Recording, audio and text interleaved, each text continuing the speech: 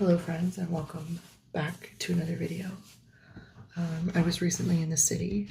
I had to stop by the art store and pick up a couple things, so I thought in today's video I would do a little bit of a haul, albeit a modest haul because I'm trying to rein myself in and not get too carried away buying art supplies, which I can very happily and easily do.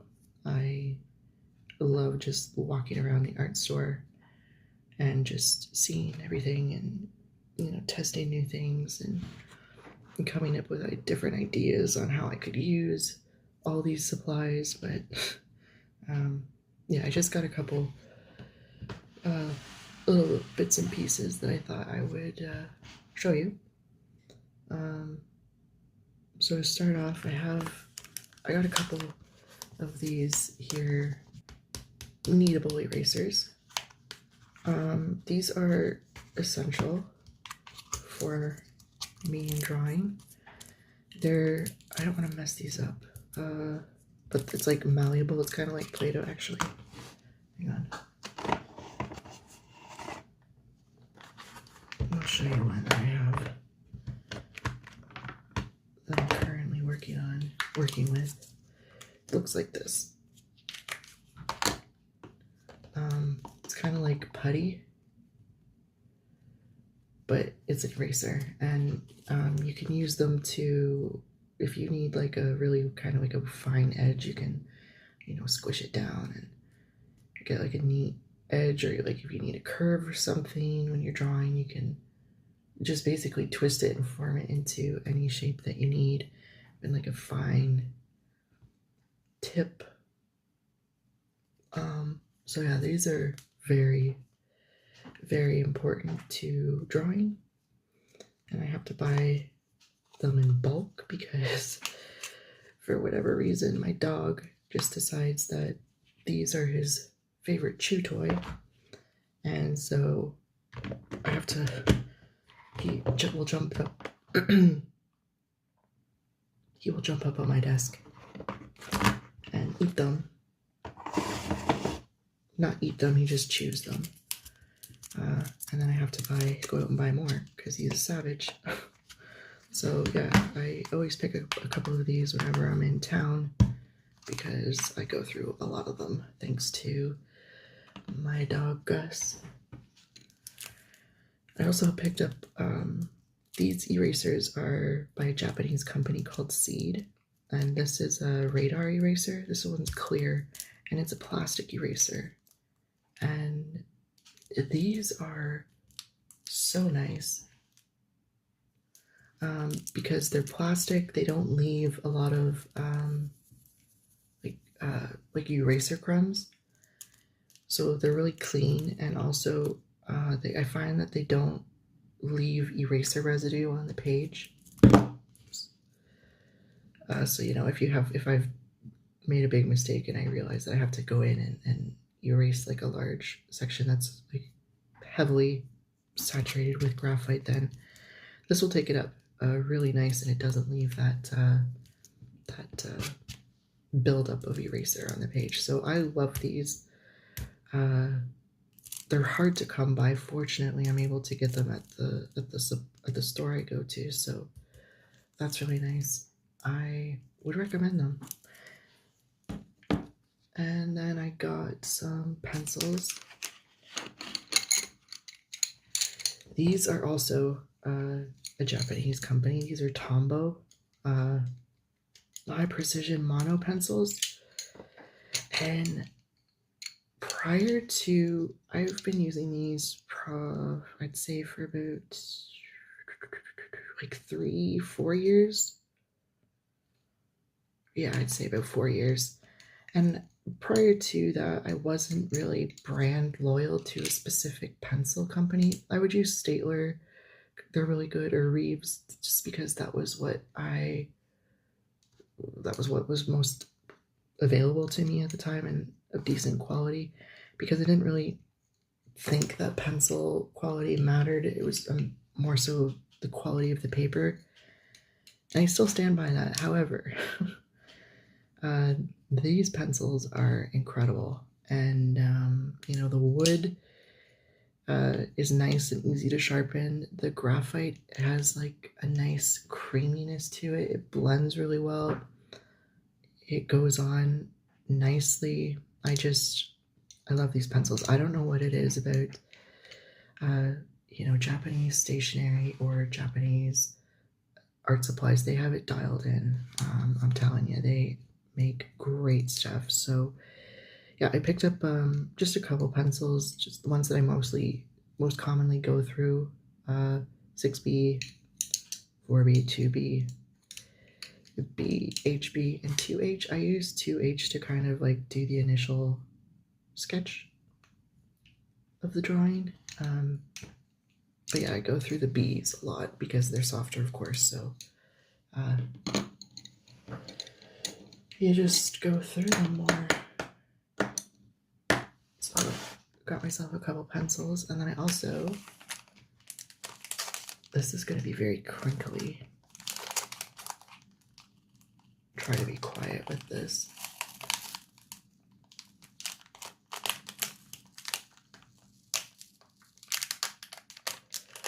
Trying to do this quietly, but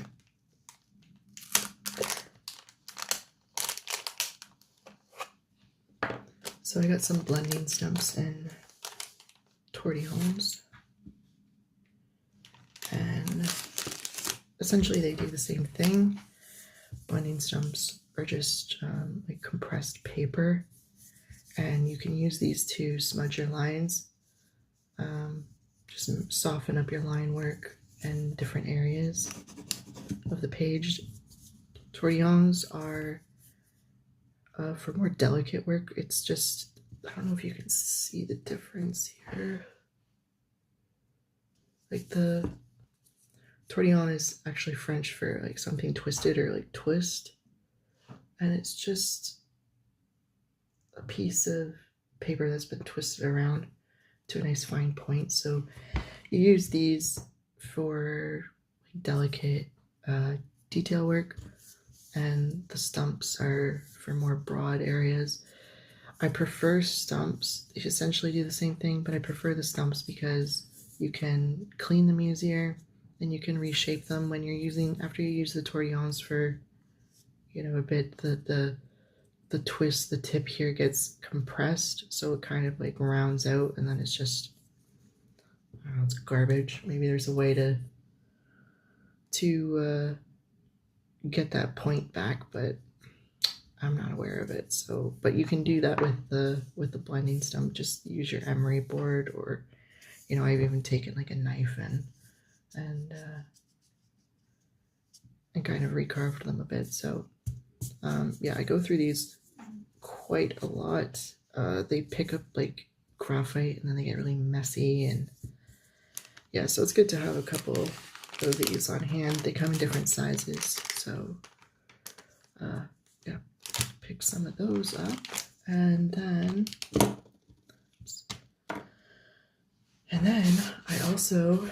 I've been wanting to get into watercolors again. When I was in art school, I used to do a lot of watercolor, but then, you know, oh, this is plastic on it.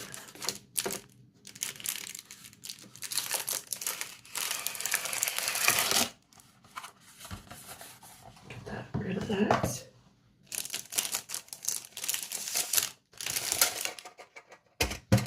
And this. But yeah, I was in art school. I used to do a lot of watercolors, but then art school kind of sucked the soul, the joy out of art for me. So I had to take a 5-year hiatus, and I didn't make art for those years, and I haven't picked up watercolor since. So it's been quite a long time, probably 10 to 12 years. So I got myself a new little palette. I don't know where my other palette went. And it has these nice little pans for your watercolors.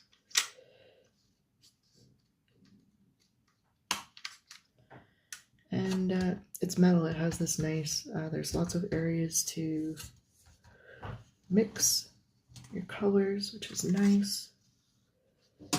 And I like that it's, well, I wouldn't say it's probably airtight, but it definitely will help keep your pigments lasting a little bit longer.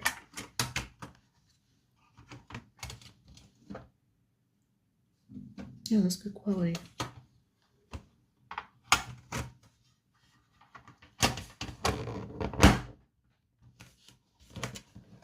Nice quality. I'm happy with that. And then, what's a watercolor palette without some watercolors, right? If I can get it open, holy smokes. There we go.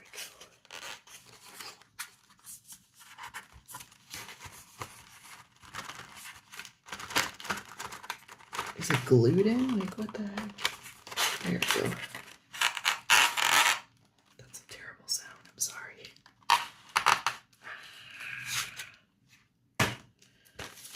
So yeah, I picked up myself just a small little set of Windsor Newton watercolors. These are 5 mil, so they're quite small. You can get, obviously, you can get bigger tube sizes, and you can get, I mean, you can get lots of other colors. But you know, I'm just getting back into watercolors, so I will. I'll pick up more as I go, as needed. But goodness. But yeah, I used to use Windsor Newtons when I was doing watercolors, so happy with them. And I prefer the tubes over the cakes. Doesn't really matter. It just comes down to personal preference, but I find you can get slightly better. The pigments are a little bit stronger with tubes. Maybe it just depends on the cakes. I'm not too sure. I've only really used Windsor Newton, so you know, I'm not. I wouldn't say I'm an expert on the topic, but this does not want to go in. Why am I struggling so much? Oh, because I put it in wrong. Apologies for the sniffling and the stuffy voice. It's allergy season and the pollen is in full swing, so just struggling to breathe. Yeah. That is that. And then I saw this book, and I love art books. And I saw this one. I actually follow the artist on Instagram. It's Needable Torino. She was a Nussy Art, I believe is her handle now. And she does really nice, you know, entomological and biological illustrations, like scientific illustrations and watercolors. So I had to pick up this book because you can learn so much just to see how other artists do their craft. Basically, you can learn a lot of different things. You don't know it all, at least I certainly don't. So I like picking up art books, supporting the artist, and seeing how things are done, how they do things. Learn something.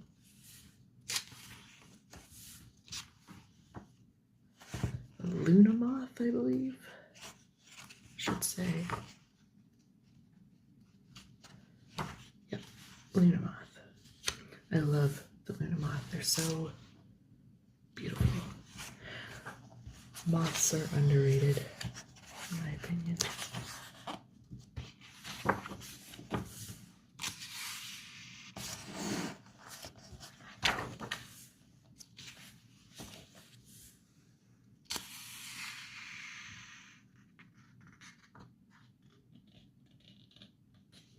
It's nice that she's broken down the materials and everything that you'll need.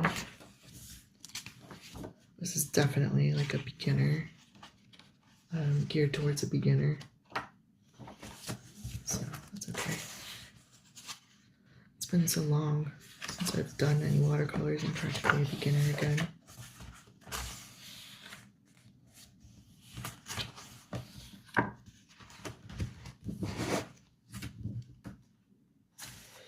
Peanut-headed lanternfly. How unique.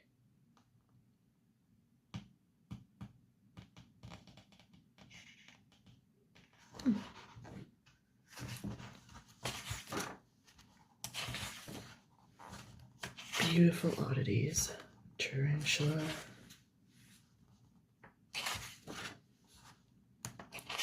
Scissors. Cat skull.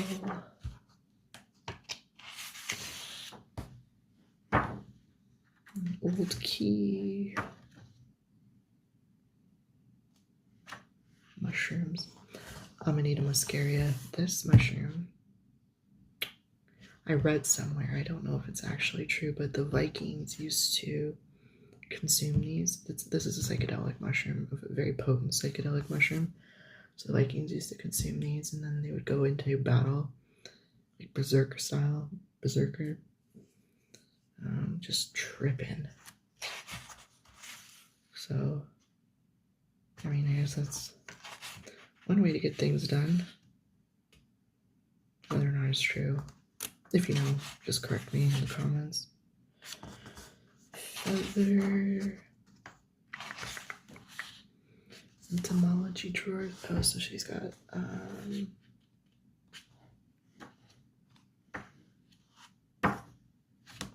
a little display cap.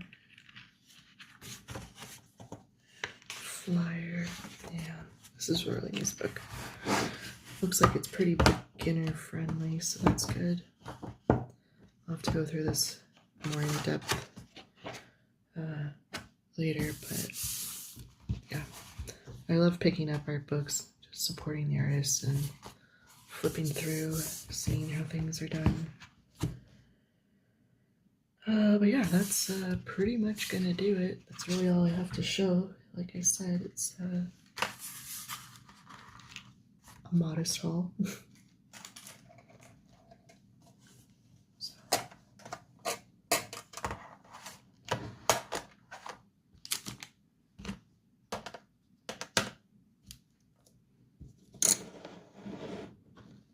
Yeah. So crinkly.